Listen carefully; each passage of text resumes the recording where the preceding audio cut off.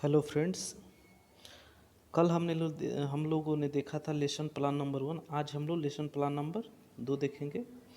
इसमें कल हमने बताया था कि ये सब name of people, teacher, name of school, subject, सब सब्जेक्ट, डेट, क्लास, पीरियड जो टॉपिक हो गया था। आज का टॉपिक क्या है? फ्रांस की क्रांति। और ये टाइम है ही, केवल टॉपिक चेंज होते रहेगा और सब चीज़ तो एक ही रहेगा सब लेसन प्लान में। देखिए, इसमें एक है सामान्य उद्देश्य। आखिर में उद्देश्य हम लोग अपना बताएंगे क्या पढ़ाने के प्रति क्या उद्देश्य है, हम लोग पढ़ा रहे, क्यों पढ़ा रहे। तो देखिए, 1 नंबर है, फर्स्ट नंबर बच्चों में इतिहास के प्रति रुचि जागृत करना। सेकंड नंबर है बच्चों में तर्क शक्ति का विकास करना। बच्चों को इतिहास के तथ्यों का ज्ञान कराना। फोर्थ नंबर है बच्चों में राष्ट्र एकता, अंतर्राष्ट्रीय एकता एवं अखंडता का बोध कराना। ये विशिष्ट उद्देश्य क्या है? तो इसमें हम लोग छात्रों को फ्रांस की क्रांति के सभी गुणधर्मों की जानकारी प्राप्त हो जाएगी। फिर हो गया कि शिक्षण सामग्री। तो शिक्षण सामग्री में क्या क्या होगा?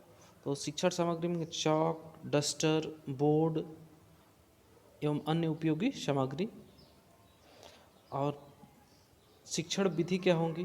तो ये प्रश्नोत्तर, व्याख्या, स्पष्टीकरण विधि, ये कोई। फिर पूर्व ज्ञान होना चाहिए कि हम लोग को मतलब क्या क्या चाहिए पढ़ाने के लिए, वो नेसेसरी लेके जाना ही है आपको। तो चॉक और डस्टर होना ही चाहिए, ये पहले से हम लोग को जानकारी होती है। चॉक और डस्टर के बिना पढ़ा नहीं सकते। देखिए, अब यहाँ जो छात्राध्यापक क्रियाएं हैं, इसमें देखने वाली एक बात है, इसमें कुछ नोट करने वाली बात है कि जैसे क्वेश्चन नंबर 1 हो गया, किस शासक ने कहा मेरी इच्छा ही कानून है? तो ये कौन का था? लुई सोलहवां। अब देखिए, यहाँ से जो हम लोग लुई सोलहवां से प्रश्न उठा रहे हैं और सेकंड नंबर पे जा रहे हैं, देखिए इसी से रिलेटेड सेकंड नंबर क्वेश्चन भी है। लुई सोलहवां की शासन प्रणाली कैसी थी? तो ये निरंकुश थी। अब देखिए, ये निरंकुश से थर्ड नंबर क्वेश्चन पे जाना है हम लोग को। देखिए, निरंकुश शासन को तोड़ने के लिए कौन सी क्रांति हुई? तो ये फ्रांस की क्रांति हुई। अब देखिए, एक समस्यात्मक यहाँ क्वेश्चन डालेंगे बच्चों से, आप फ्रांस की क्रांति से क्या समझते हैं? तो ये समस्यात्मक क्वेश्चन हो गया। देखिए, उद्देश्य कथन, स्टेटमेंट ऑफ एम। बच्चों, आज हम लोग फ्रांस की क्रांति के बारे में अध्ययन करेंगे। नेक्स्ट पेज पे चलते हैं।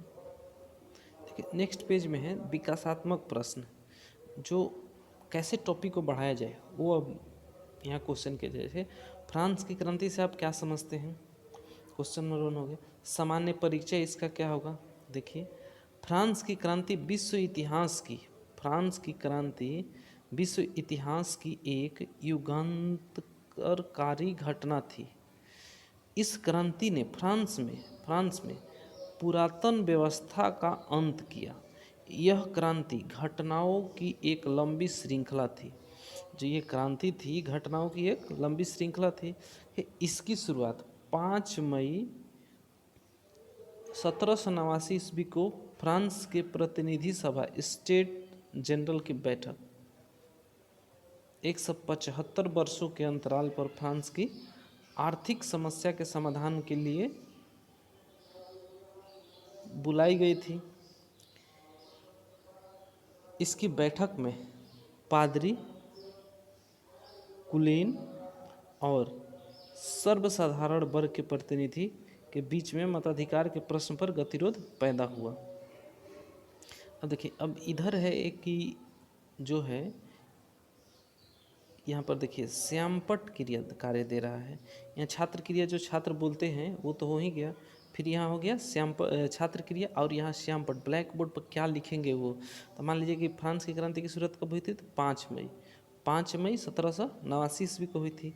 तो ये लिख दिए। फिर नीचे चलेंगे तो यहाँ किस पे मताधिकार के प्रश्न पे हुआ था, तो यहाँ मताधिकार यहाँ लिख दिए यहाँ पे। हम नेक्स्ट चलते हैं पेज पे। देखिए, नेक्स्ट है कि 1789 ईस्वी के क्रांति के पूर्व की राजनीतिक, सामाजिक एवं आर्थिक व्यवस्था को पुरातन व्यवस्था के नाम से जाना जाता है। इस काल में फ्रांस परंपरागत मूल्यों के का पोषक था परंपरागत मूल्यों का पोषक था तथा एक लंबे समय से चली आ रही प्रथाओं को ढो रहा था। ये बच्चों को हम लोग समझाते जाएंगे, हम ऐसे ही बोल देते हैं क्योंकि शायद आप लोगों को हैंडराइटिंग थोड़ी कठिनाई हो लिखने में, इसलिए हम बोल दे रहे हैं। कई अनुपयोगी संस्थाओं और अधिकारों को फ्रांसवासी मानने के लिए बाध्य थे। 20 जून 1789 ईस्वी को राष्ट्रीय सभा के गठन की घोषणा हुई। फ्रांस के लिए एक संविधान निर्माण की शपथ तृतीय स्टेट के सदस्यों ने ली। जो वहाँ के तृतीय स्टेट के सदस्य थे वो फ्रांस के संविधान के निर्माण के लिए अपने आप से शपथ लेते हैं कि जब तक उन्हें फ्रांस की संविधान का निर्माण नहीं हो जाएगा तब तक ये लोग ऐसे ही रहेंगे।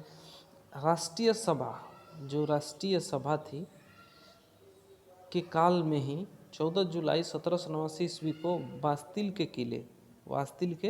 किले